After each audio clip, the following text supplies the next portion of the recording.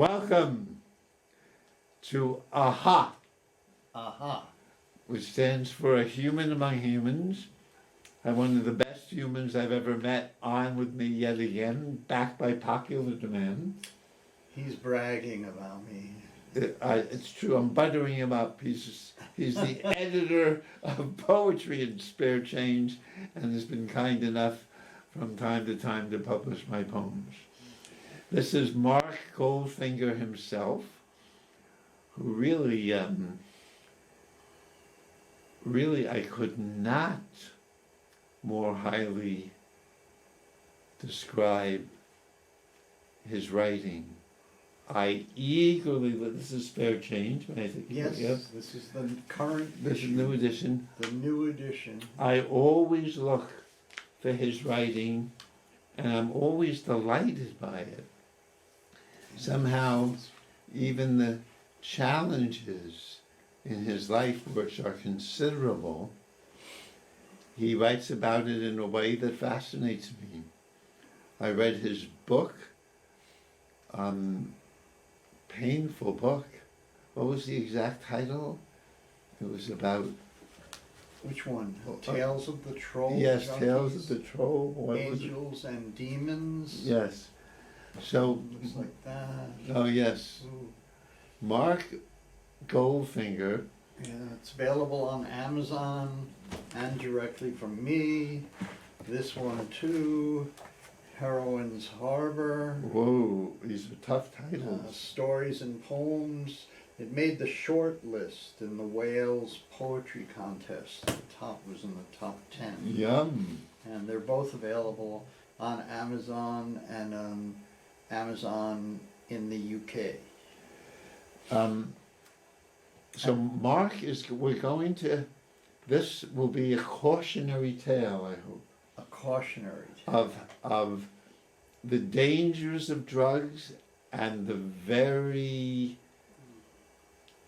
wonderful breaking free from drugs to live a wonderful writing life, really, that Mark is living. So this will reveal to us how you get into it and how you eventually break free. So maybe you can start with, we were rehearsing in the green room, how a 14-year-old girl you were dating when you were 15, Yes. how she got you started getting high. Well, we were going to the movies and I was complaining that we didn't have anything to drink. And she said, "Oh, I'll get something." And she stole a bottle of codeine-based cough syrup from her sister, who was a junkie already. And she said, "Well, it's a 4-ounce bottle, and when we get to the movie theater, we'll each drink 2 ounces." And I did it. You're just brave. You didn't, no hesitation, huh? No, she said it would get me high. And she said, "It's dope." And I said, "No, really." You weren't scared at all. You were not scared. No, I wasn't scared. I was at such all. a goody, Mark. Yeah. I never had it. I went through the 60s. Not one puff. You didn't smoke? No, nothing. Nothing. I was studying the Bible. Oh, I wanted to be a good boy yeah. because I was so bad. I was really bad in my heart, so I tried to be very good. Really. That's- I wanted to be like, they told me that I was bad. And I wanted to be really, really good at what I did. So I wanted to be really good at being bad. Oh my! I went the opposite. So, and tell us what was the movie? Do you remember the movie? I think it was Spartacus. Oh my! Great. So And this was Judy, if I remember, isn't it? Judy. Yeah. And so you do this in the movie theater? Yeah, we both, she drank 2 ounces and I drank 2 ounces. Oh my, Because who's going to say anything? in the movies. Yeah. And you were describing, Mark was describing to me before the show what this experience is like. Well, it's like it takes the tension out of your back, and you just feel like you're floating. This is on the cough syrup. Yeah, sure. Oh, so it's very well, nice. With heroin, it's the same Well, thing. let's wait. We're going to get there. I'm trying to make this chronological. Okay, If I can. sure. So now you've been swimming, right? Is it? But it's better than real swimming when you're swimming in a lake or the ocean. Which? When you were 15, you were living in New Jersey. You must Yeah. have gone to the beach at times. No? Yeah. But this taking. We used to lay out on the beach and nod, drink some cough syrup and nod out. Oh, but then was the cough syrup better than just swimming in the ocean? Was it Yeah. way better? Oh, because you Yeah. can float in the ocean too, but. Well, I mean, I could go into the ocean and my high would start to go away, so I would have to do something, add to it, like drink a little more cough syrup or pop a barbiturate or something Oh, like and, that. and Mark was explaining to me, good boy that I am, I didn't even know what a barbiturate is, which is. Well, there was Seconal, Nebutol, and Tuinol, and the way they work, it's really easy to overdose on them because they fill the cells in your blood that hold your oxygen. So if you take too many of them, you literally suffocate. So what but these are pharmaceutical drugs you can buy. These are Well, pharmaceutical. what are they for good people you like? couldn't buy the pills, but you could buy the cough syrup. The cough syrup was called an exempt narcotic, and you could buy it right over the counter, or you just had to sign your name. You didn't have to show identification. So you bought. So and I the- had many names at many pharmacies. And the barbiturates were in this cough syrup. The barbiturates we used to get from pharmacists that wanted to make a little extra money. And what were the barbiturates for the good people? For sleep. Oh, it helps you go to sleep? Yeah. Yeah, you would take It's one. like a sleeping to pill. go to sleep. Yeah, it is. It's like, Oh, it is a sleeping pill. yeah. Oh, but you guys, somebody learned how to combine them with cough syrup. Probably someone. Right, yeah, you combine it with cough syrup and it's like you go for a cruise. Oh, so somebody who was coughing and wanted to go to sleep was probably the first person to discover this. Somebody who was Coughing oh and and going to sleep well probably took both of them together. well actually heroin was named by Bayer way back in the early 1900s. Bayer sold heroin in cough syrup, and as they also marketed it as a cure for morphine addiction, which was didn't work really, Oh. because people got strung out on the heroin. You were still just doing the cough syrup and the Codeine-based cough syrup with antihistamines with barbiturates. and barbiturates, yes. And this was while you were in high school. Yes. You stay with Judy? Is she continue? We were friends for a long time. Mhm. I see her on Facebook on occasion. She lives somewhere else. I don't know. I don't think you're in any way angry at her for introducing you Yeah. to this, are you? But anyway. You're not angry at her, are you? Or are you? No, I'm No, not no. angry with her at all. I think she's a good kid. And You know? then the next stage was when you were introduced to heroin. Right. with this other guy. He's probably dead.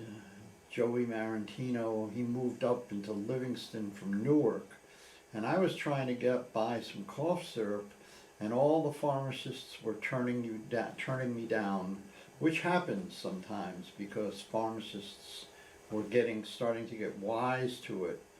And Joey said, "Well, why don't we? I'm going to buy heroin." He goes, "Why don't you do some?" And I said, "Sure." I said, "Yeah, So brave. I'll do it." I wouldn't. And In high school, I and I would. was thinking of, like, you know, I knew he used the needle, so I was thinking intramuscular shot. And we were at his house, and he said, "No, no, no, it goes right into your vein." I said, "No." Oh, good. You like me? Yes. I said, I'm not going to do that." Yeah. He said, "Well, then I won't give you any." And I said, "I'll do it." So I just I didn't want to look, but I remember, like, he went into my vein and shot it in, and all of a sudden the feeling washed over me, because with heroin you go from straight to peak high within 30 to 60 seconds. And I just leaned back and said, "Wow, I'm gonna do this the rest of my life." Wow. And it almost came true, but it didn't. Now, the cough syrup, did it have any bad side effects? Well, the cough syrup made, like, if you drank a lot, it would have, like, it would make chew at the lining of your stomach and intestines and stuff like that. But I mean, you drink a lot. I mean, I was drinking, at the end of my cough syrup days, I was drinking 2 to 4 bottles of cough syrup a day. And did you feel that in your stomach, or was it just a thought? No, I felt it. Oh, you felt, but Yeah. it didn't stop you because you No, wanted no, that. no, 'cause Not I at wanted all. to get high. So, And your parents didn't know about this at all. no. My father worked all the time. My mother worked. She was a receptionist at a VA hospital. And my father used to work like 60 hours a week. So what I would do is I would go out like Friday night after school, and I'd be really happy. I'd be singing in the shower and stuff because I knew I was going to get high. And I would usually go out and get high, and then I wouldn't come home till Sunday night. And they didn't mind. Oh, they were always angry at Oh. me. They'd always say, "Well, why don't you call?" I did call, and they would yell at me to come home, and I said, "No, I'm not going to come home. Goodbye." And because that always happened when I called, I decided it was better to not call. Wow.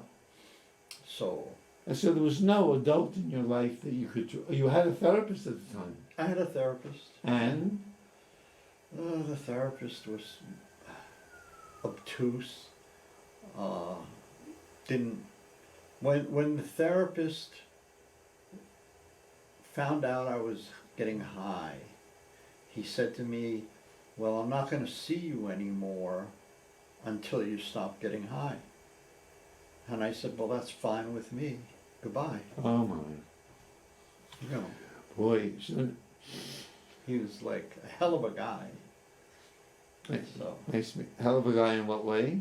Well, in other words, like, they really didn't know anything about drugs. Like, I had a friend who went to a place called Synanon. His name was Dominic, and he was in Synanon for 2 years. And after a year, you get your drinking privileges.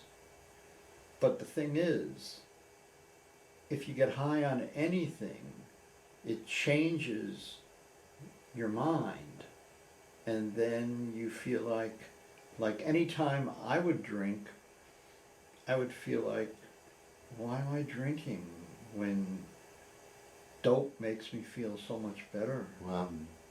So I would have one or two drinks at the bar, and then I would leave and go into the projects to cop or buy dope. And you got through high school anyway, Yeah, even though you didn't do I your homework. graduated high school Yes. without being even left back. Yes, and And- went to a college in New Jersey. Bloomfield College at night, where I took European history and I failed it, and I took English composition and I aced it, and then I stopped going to college for a while. Did you know you were a good writer? Oh yeah, writing is what I did. I love writing. And you published in a high school, or? Yeah, I was published in the high school newspaper. I Wow. was published in the high school poetry book. And so you loved writing. Yeah. Did being high help you with your writing or hurt you? It seemed like it. I thought I wrote better when I was high. Oh, so that must and have maybe I been better. did in the beginning. Yeah, but But when you start getting high a lot, I was so busy buying and getting the money to buy that I didn't have time to write. oh, so, While I went to prison for a couple of years. well, tell us how this happened then. Well, I was in Worcester, Massachusetts. I had just picked up 15 pounds of marijuana. Because you were still living in New Jersey at the time. No, this is Worcester, I was living in New Hampshire at the time. Oh, okay. So, and I bought the 15. I was selling marijuana because I really didn't like marijuana. Like if a junkie sells heroin, he becomes his best customer. But with marijuana, I didn't really. So I made good money on it, and I was with a young woman, and she was wanted in 2 states for armed robbery, and she would always try to talk me into it. Talk you into marijuana. Into doing an armed robbery. Wow. And I said, if you pick up a gun, you're going to wind up shooting somebody. If you point it at somebody, there's always that potential. I said, I don't want any part of armed robbery. Oh, good for you. So you were, although very brave, Yeah, I didn't. careful. I knew what guns could do. Yes. So, I mean, I had friends who used guns, but they did what they did. I have dead friends, and I have friends that are doing a lot of time. But we don't have you in prison yet. So you're living with this woman who had done some armed robberies, Yeah. and then you go down to Worcester to get some. Well, we were coming back, and I was going to trade a pound of marijuana for a finger of heroin. And instead, they must have listened on the phone in the hotel we were staying at, because the detectives came instead of the customers. And I swung the door open because I thought, who else could it be? And it was the detectives, and we had a couple of joints right on the dresser. And he goes, I see the dope. He goes, we have reason to search. And I said, oh, this is not good. And they searched, and we had the 15 pounds, we had a little bit of heroin, we had a little bit of cocaine, we had scales, we had bags. What is to scales? bag it up. Oh, scales to weigh them. To Yeah. weigh it up. Yeah. Yeah, and I thought I was going to go to jail for a long time, so I had like a couple of motorcycles which I sold, and I took other money, and I bailed myself out, and I bailed her out, which I shouldn't have been able to do because she had warrants. But back then, no computers really were, on top of things. So, and then we went on the run, and we moved to Oregon. Oh, you jumped bail. We jumped bail. Yes, we did. Wow, you really a big jump Yeah, that's a big jump. from Well, Worcester to Oregon. yeah, well, because I looked at the map and I said, which is the farthest place from here? It was I said, let's do it, and we did. The only thing is, when we got to Oregon, we did the same thing that we did back in Massachusetts. She started working at a bar and met a pot dealer, and we started dealing pot. And then we found out that the people who came in after the bar was closed and cleaned were junkies. And because we were looking for heroin, we couldn't find any because, you know, you have to, and this was in Portland, Oregon. And we said, okay, let's talk to these people. And we started using heroin again. oh my. So that's how that happened. And then what happened? And how old are you at this time? How old was I at this time? I was in my 30s. So since that high school, you've been using drugs, Oh yeah. and you and you never went back to cough medicine, right? No, I used to shoot. I shot heroin all the time, except I took a break from it and just started, going to the doctor and getting Percodan and stuff like that. But then I didn't really have a connection where I was living in New Hampshire. And this woman that I was living with, who was the mother of my 2 children. Oh, this is you've jumped This is ahead. later. Oh yeah. Although I want to keep this chronological if we can. So Chronological. if we can. So we're in Oregon. You start getting heroin, We were dealing and shooting heroin. We were shooting black tar which is heroin. oh, It's like real gummy, and you have to clean it a few times. and you're getting to be and you make a living doing this. I made a living selling marijuana. Yeah. But the heroin was for personal use. And the side effects were not particularly debilitating? Well, the black tar had its drawbacks. I know I've heard of people getting that flesh-eating bacteria from it, but it didn't happen to me. And you weren't scared even though you heard about it? Yeah, you know. Brave. You don't. So how did you get to New Hampshire? Back?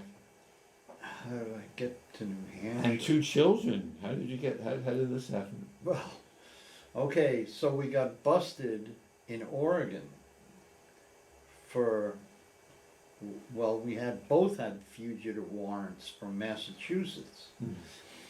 And we both went to jail. My bail, well, I had a guy draw like a big syringe on my white t-shirt, and when I stood up in front of the judge, I ripped my shirt open, and it said on my shirt, it had the hypodermic, and it said, "Needle Freaks Unite." What? And the judge looked at me and he goes, "That's $150,000 cash bail."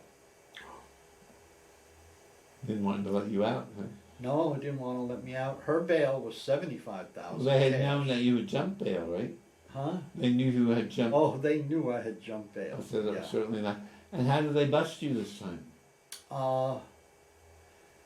They can't, because we had so many customers that somebody must have snitched. Oh, I see. You know, and that happens. That's one of the drawbacks.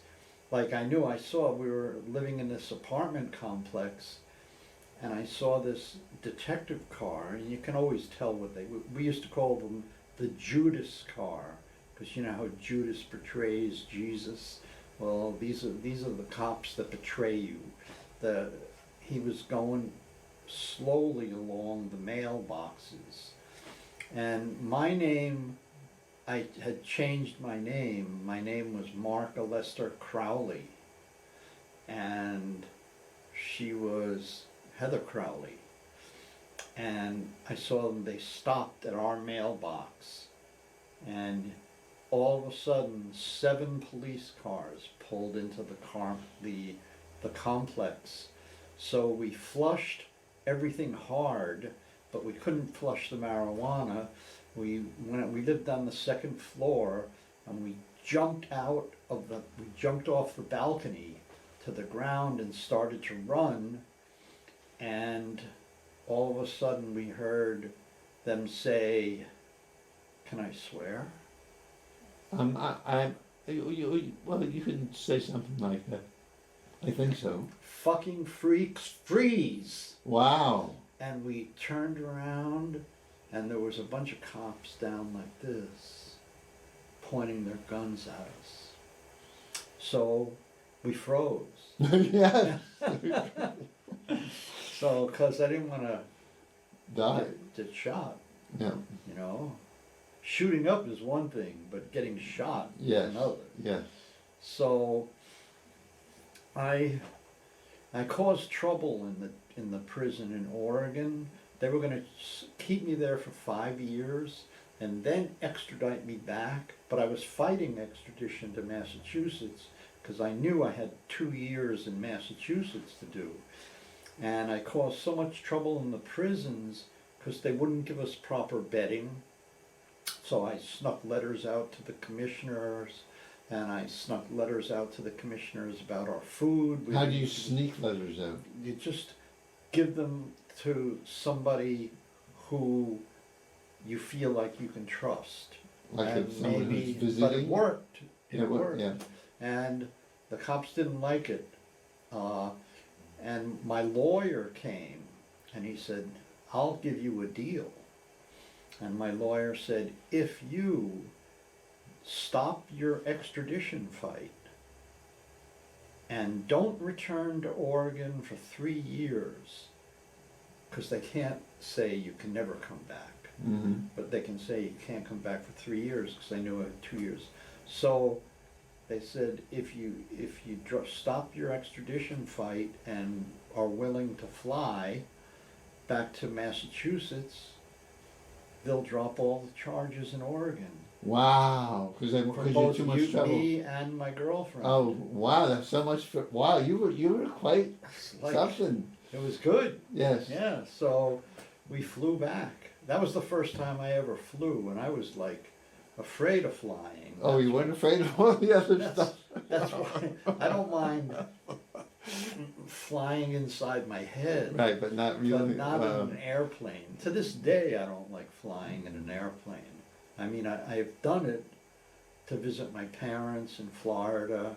They don't live in Florida anymore. They live somewhere I can't fly to at this point. But anyway, So you go back to Massachusetts. I went back to Massachusetts. Where in Massachusetts? The Worcester County House of Correction. Oh, because you were put in jail there. Yeah, which was a misnomer. I mean, it's not a house So of you were correction. 2 We years. used to call it crime school. I used to run, there used to be a guy named Patriarcha who was a mob, Yes, I think I've heard mobster, the name, yes. and he was in there. And I used to meet him in gym.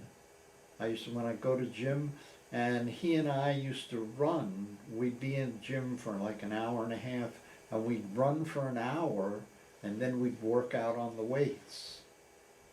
So we called it crime school, training school, you know. And just anyway, that was that. So I did my time. They at one point they actually approached me and they said, you know, you really gained the trust of the other prisoners here, you know, the cons, whatever they want to call it. They said, we'll give you a deal. They said, I was looking still at, I had been in, I got there in August, and at the end of October they said, how would you like to be out by Thanksgiving? And I said, well, everybody dreams about things like that. And they said, all you have to do is promise to work with the police here and go into Great Brook Valley projects and buy dope and turn it over. And we'll even let you have some. But we want you to set up these dealers. Oh, and then they would. And they would let me go. I And- wouldn't have to serve the. Oh, but they the put the extra dealers. time. They put the dealers. But in jail. I said, you know, I said, it's nice. I said, are you offering me a gun and a badge? And they said, no, no, no, no. I said, well, look, I said, if you offer me a gun and a badge, make me a police officer, I'd do it. I said, but I'm not going to be a snitch, because then one day when I walk out of jail and I go to cop, somebody's going to shoot my brains right out through the front of my head. So I said, forget it. And they said, well, do your time then. I said, I will. I said, and when I walk out, I won't have to worry about looking behind me. I said, so that was Where you learned that. Was something. that. So I did my time. So it was altogether 4 years in prison. I did 2 years. 2 years in Oregon, Yeah. though. No, I only did 3 months. Oh, in I Oregon. see. And then they sent you back. And then they sent me back. They were going to give me 5 years. I got for it. I understand. Yeah, but then, so then when I got out of prison, I was supposed to go into a halfway house. And a couple of the guys that I was in jail with come out. A couple of the Puerto Rican guys that I hung out with. And I said, hey, where you guys going? And they said, Great Brook Valley, man. Where else? I said, you got room in the car for one more? And they said, yeah. And all of a sudden, I was in the car and I felt like I was dope sick, because my body never forgot what it was like to be dope sick, even though I hadn't done dope in a long time. And what does dope sick mean? Dope sick means your stomach is churning, you feel like you're gonna have diarrhea, you get the sweats. Even though you hadn't had. Even though I hadn't had it, yeah, it's just so powerful. I mean, if the physical thing of getting high was the only thing that kept you getting high, then anybody can kick. But it's not everybody stays off, because you want to get high. So you were forced to stay off in prison, right? Well, yes and no. I mean, I went out on a furlough and got high, but a couple of the guards liked me, and when I came back from the furlough, the guy goes, he goes, go to your cell, don't come out for dinner. He goes, because otherwise they'll give you a urinalysis and you won't pass. And so they said they're not going to let me out on furloughs anymore. Mm-hmm. And then a friend of mine went out on a furlough, and he held up like a string of 6 drugstores and jewelry, and he took hostages and everything like that. He actually wound up getting killed in a standoff with police, and they stopped furloughs for, I don't know, as long as I know. Yeah. So you were able to get off of it when you were in prison eventually, because you couldn't. oh yeah, in prison there's you could smoke dope. The cops, what do you call them? Correctional officers, screws. It doesn't matter. They didn't mind if people smoked dope that much, but they didn't like it when people drank. People would make pruno out of fruits and stuff, because when people drank, they would get into fights. Oh, whereas marijuana would. But marijuana, everything was cool. quiet. I Yeah, it was see. mellow. So you eventually get out. Get out, and Right. the first place I went was to cop, Was to where? to Great Brook Valley Projects in Worcester. Oh, in Worcester. and bought some dope Mm-hmm. and shot up, and that was it. And then I went. Let's see. So you're not trying to get off of this at all. And, No, and it doesn't have too many bad side effects for you at this time. Well, yeah, it has. I mean, if you call prison a bad side effect, Yes, but leaving that aside. but you could become homeless because you spend all your money on dope. But that don't have was enough not happening. food. But that wasn't happening to you, No, I wanted to get high. and were able to. I couldn't imagine life Without, because without being high. because you were able to sell marijuana and support yourself. And so sometimes, yeah. I remember one time coming home to the apartment that I lived in, and we were like really hungry. We had bought some dope, and I looked through I found one pearl onion. And so we put it in a pot of water and boiled it, and we had pearl onion soup. And the next day our food stamps came. And you would think we'd buy food, right? No, we sold our food stamps for 50 cents on the dollar. Mm-hmm. This is when food stamps were like, came in a paper book. They didn't come on a card, you know, and we sold them for 50 cents on the dollar, and we went out and bought heroin. So, that's the way it goes. And eventually you had 2 children. Yeah, we had With? 2 children in New Hampshire With? a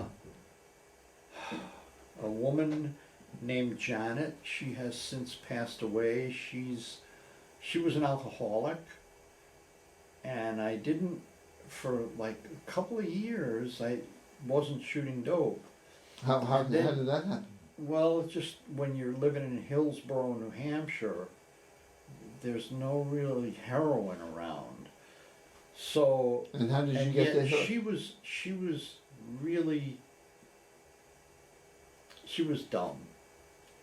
And she said, I don't know whether she did this out of spite or whatever, but I had a partner in the marijuana business.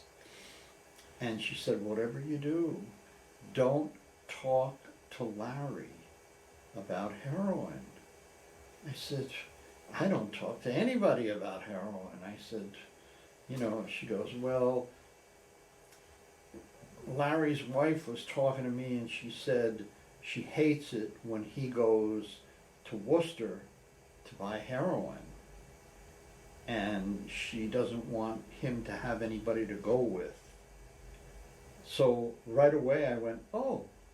I hopped in my pickup truck. Oh, I wow. drove right up the dirt road to Larry's house.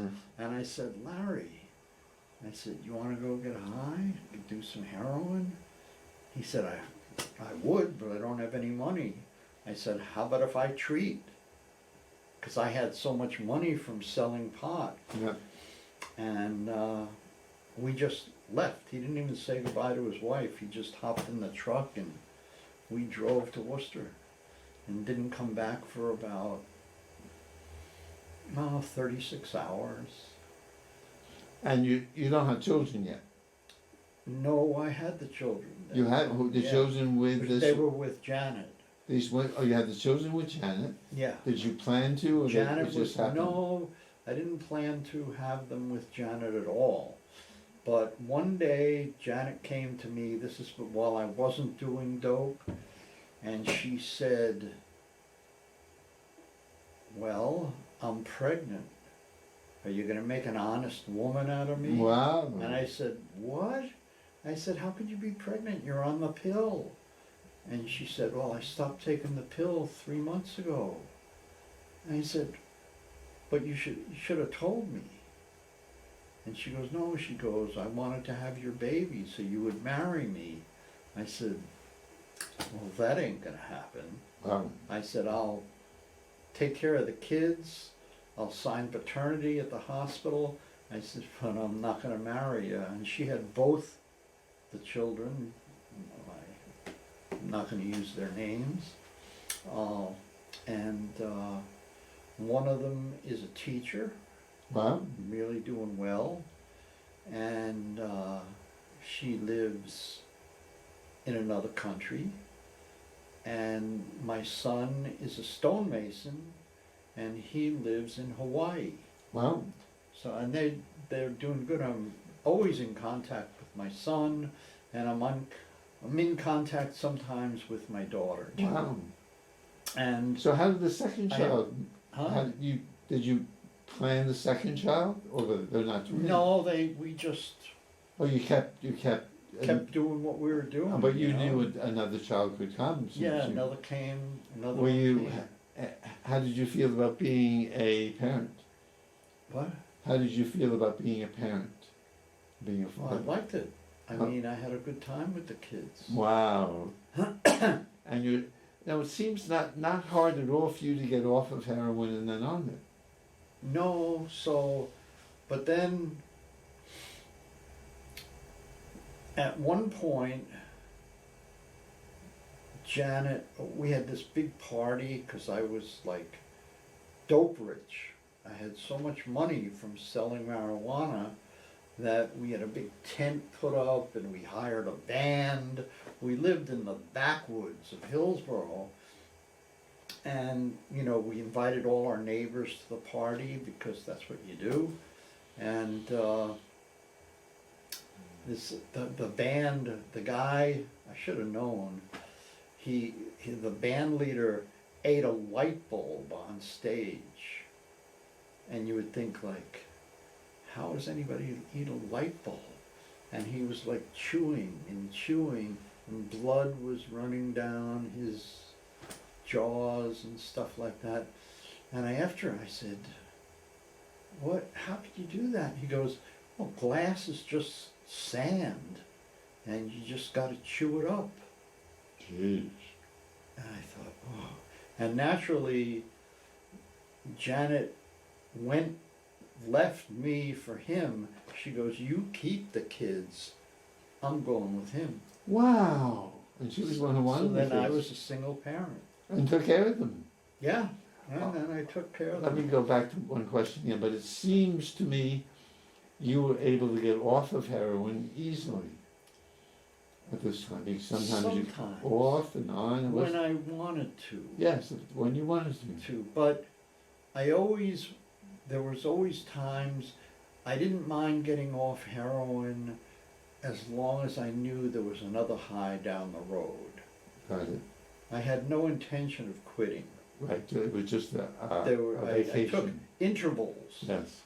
But So you're bringing up as a single parent in Yeah. New Hampshire, yeah, 2 children. Another woman, did you find? You seem to be able to find them often. well, this was the woman that I found was my femme fatale. She's the one like her boyfriend came in, she came in with her boyfriend to buy pot from me. And he wanted to smoke in the smoking room. He sent her downstairs to the weight room. So I waited up and she was talking. I said, whoa, I said, is that your boyfriend? And she said, well, he is right now. Do you want me to lose him? And I said, I'll tell you what, you're welcome back here anytime, but without him. And she said, I'll see you soon. And I should have known. If she could leave him that easy. She could leave you that she easily. could yeah. leave me that easy. Yeah. But she went to Oregon with me. She's the one I went to Oregon Oh. with. She was the one who had fugitive warrants You for got it. armed robbery. Robert. She loved armed robbery. So when she left, though, when you left with, was she the mother of these 2 children? No, there's someone else. No, Um, because we went, Yeah. when we got arrested, the children went back with Janet. And we became fugitives, so I couldn't see. But then, after I was done, I hitchhiked I stayed with my sister a little while in New Jersey, but then that didn't work out at all because I didn't like her, and she didn't like me. So I hitchhiked from New Jersey to New Hampshire. It was when everybody was hitchhiking, and I saw the kids and everything, and cleaned up the place because she wasn't taking good care of them, their mother. And I cleaned the house. I started bringing money in and stuff. I worked as a chef Oh, at an my. inn. Wow. And then I met this other woman who I married. Oh, And my. She was like an alcoholic. And because like we'd go to a bar and start, and I'd have a drink or two, and then I'd say, let's go, and she'd go, just one more, and I said to her, I said, you're an alcoholic. And she would get mad at me. I'm not an alcoholic. But she couldn't, when she started drinking, she couldn't stop. Yeah. Just like when I started shooting dope, I couldn't stop. But you married her anyway, knowing she was an alcoholic? Yeah. Sure. You loved her, or? Well, sickness is attracted to sickness. What does that mean? When you're used to being with having an unhealthy partner, you're drawn to an unhealthy person like a magnet. Oh, I know that well. I once told a friend of mine I'd like to date a healthy woman, and Joel said, Mike, what would you talk about?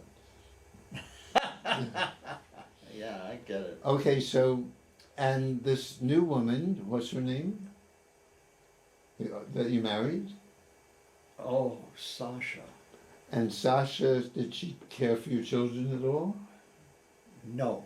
You had The children were with Janet. Oh, by this time. And at this point, and one time I went up to see them, and her father, the children, came out with a gun. The grandfather. And was going to shoot me. Wow.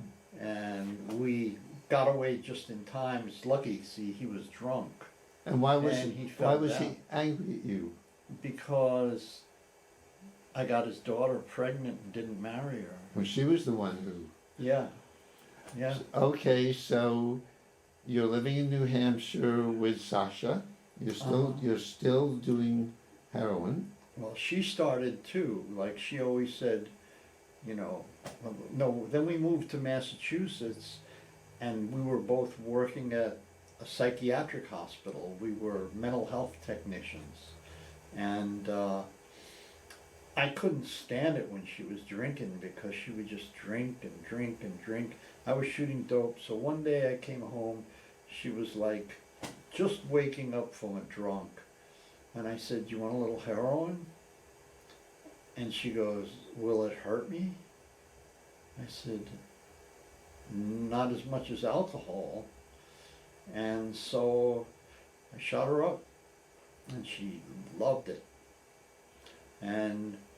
But the whole thing is because she was what they call dual diagnosis, she didn't care. As long as she was messed up, she didn't care what it was. But if she could get heroin, then she wouldn't drink. But if she couldn't get heroin, she would drink. Whereas if I couldn't get heroin, I didn't want to do anything. I just wanted heroin. So, and this, you told me when we were in the green room that heroin, you would need to take it more and more to keep the high. Right, yeah. But you're not in any way trying to get off of it. No, I went to what they call detoxes, and they would talk to me about it, and I would go, yeah, I would yes them to death. Why did you go? Were you ordered to, or? Well, I wanted, because my habit got so bad. What do you mean by bad, though? Huh? What do you mean by bad? Well, I had to shoot so much dope just to get a little buzz that I needed to spin dry, we called it, at the detox. And I spun dry. And but I would get out of the detox we'll go back. and go shoot dope right away. So how did you? We have How many 7. minutes? We have 7 minutes, and we need to get to how you got off of this and why. Oh, well, and to the 2 poems that you're going to read. It was finally. See, I had a motorcycle accident when I got hit by a drunk driver, and I had braces on my legs and everything like that. It took me about 1.5 years to learn how to walk again, and they said, I had to do this physical therapy. I said, well, I don't want to do this physical therapy. And they said, well, you'll stay in a wheelchair. How bad do you want to walk? So I told this story to a therapist at the detox. And she said, and I told her, I said, I'm in here just for a spin dry. And she goes, your engine is blown. She said, you're not in for a spin dry. She goes, the question is, how bad do you want to stay clean? Do you want to stay clean as bad as you wanted to walk? Because it's the same thing. You're going to have to do things that you don't want to do over and over and over again. And then all of a sudden, you'll like it, not using. And so I started going to support groups, and I made friends in the support groups. And actually I met my wife, my current wife, in a support group. And I reached a point where I wanted to be clean more than I wanted to get high. Like, if I want to get high 49% and I want to stay clean 51%, I'm going to stay clean. And why is it that you want to stay clean? Because it didn't seem to me you dislike taking heroin. Because you lose everything of value when you get high. Such as? You're home. I became homeless. Because you couldn't sell marijuana? Yeah, I reached the point where I was so well known to the police that if I tried to deal, I would go to jail for like 10, 15 years, and wow. I didn't want to do that. I didn't want to do it. So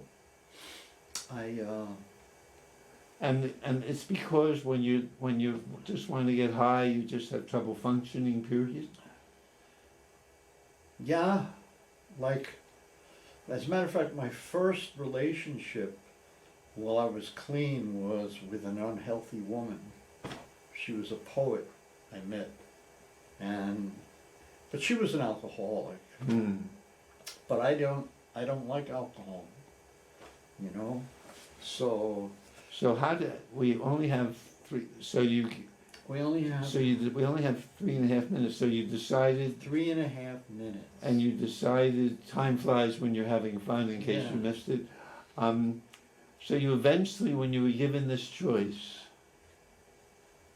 and tell me this choice again. The choice is when you could not walk, right? And the detox woman and they said to me, they said, how bad do you want to stay clean as bad as you wanted to walk? And I said, yeah. So I guess I'm not going to get a chance to read the poem. Well, no, we still have over 2.5 minutes. 2.5 minutes. Huh. Well, I don't know. One of the chapters I just saw as he's leafing through is how to stay clean.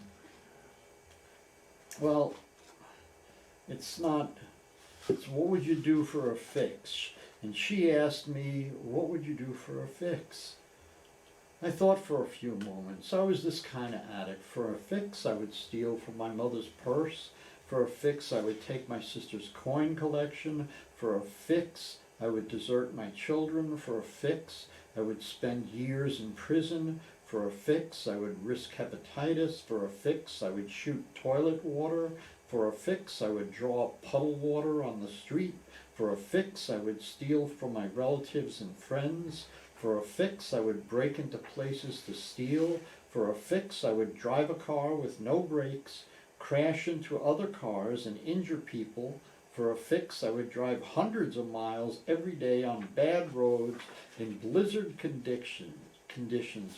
For a fix, I would slide into an oncoming car in a snowstorm, bounce into a parked car, see the dope man up the street, leave the accident scene to get the dope, then stop nearby to shoot it while the police closed in. For a fix, I would steal my parents' car. For a fix, I would spend the rent money. For a fix, I would spend the money meant to feed my family. For a fix, I would fuck old men up the ass. For a fix, I would sleep with people that I did not care for. For a fix, I would take the money out of the pocket of an unconscious man on the street. For a fix, I would sell dangerous drugs to novices. For a fix, I would break a promise to you. For a fix, I would tell you anything. And I did. And Wow. that's a part of a poem. Yes, well, we have 30 seconds to say goodbye. 30 seconds to say Can you give goodbye. give our viewers some wisdom? Well, if someone's getting high in your family, you not only have to, instead of just worrying about them, you have to worry about your relationship to yourself. And there's programs, support groups for people whose loved ones are getting high. Because you can't get anyone clean